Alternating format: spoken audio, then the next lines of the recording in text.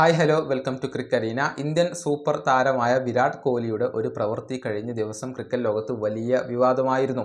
ഓസ്ട്രേലിയയുടെ 19 വയസ്സ് മാത്രമുള്ള സാം കോൺസ്റ്റൻസിനെ വിരാട് കോഹ്ലി ഒന്ന് ചൊറിയുകയായിരുന്നു. അദ്ദേഹത്തിൻ്റെ ഷോൾഡറിൽ ഒന്ന് തട്ടി. അത് പിന്നീട് വലിയ വിവാദമായി. അക്കാര്യത്തിൽ വിരാട് കോഹ്ലിക്ക് പിഴ ഒടുക്കേണ്ടി വന്നു എന്നുള്ളതാണ്. ഈ വിഷയത്തിൽ വലിയ വിമർശനങ്ങൾ കോഹ്ലിക്ക് ഇപ്പോൾ ലഭിക്കുന്നുണ്ട്.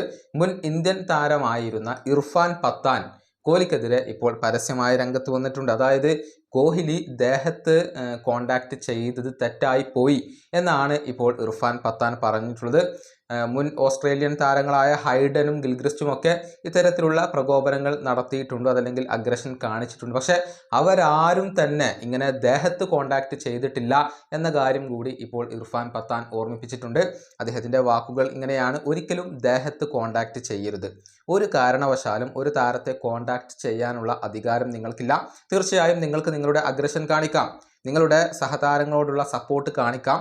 അവൻ 19 വയസ്സ് മാത്രമുള്ള ഒരു താരമാണ്. മുൻപ് ഹൈഡൻ, ഗിൽക്രിസ്റ്റ് തുടങ്ങിയ ഒരുപാട് ഓസ്ട്രേലിയൻ താരങ്ങൾ നമ്മെ ഒരുപാട് പ്രകോപിപ്പിച്ചിട്ടുണ്ട്.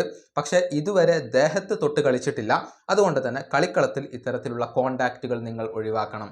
ഇതാണ് വിരാട് കോഹ്ലിക്ക് ഇർഫാൻ പത്താൻ ഇപ്പോൾ ഒരു ഉപദേശമായി കൊണ്ട് നൽകിയിട്ടുള്ളത്. ഈ വിഷയത്തിൽ കോഹ്ലിക്ക് ഇന്ത്യൻ ഇതിഹാസങ്ങളിൽ നിന്ന് തന്നെ ഒരുപാട് വിമർശനങ്ങൾ ഏൽക്കേണ്ടി വന്നിട്ടുണ്ട്. രവിശാസ്ത്രി കോഹ്ലിയെ വിമർശിച്ചിരുന്നു, സുനിൽ ഗവാസ്കർ കോഹ്ലിയെ വിമർശിച്ചിരുന്നു. അങ്ങനെ ഒരുപാട് വിമർശനങ്ങൾ അദ്ദേഹത്തിന് ഇപ്പോൾ ഏൽക്കേണ്ടി വരുന്നുണ്ട് എന്നുള്ളതാണ് യാഥാർത്ഥ്യം.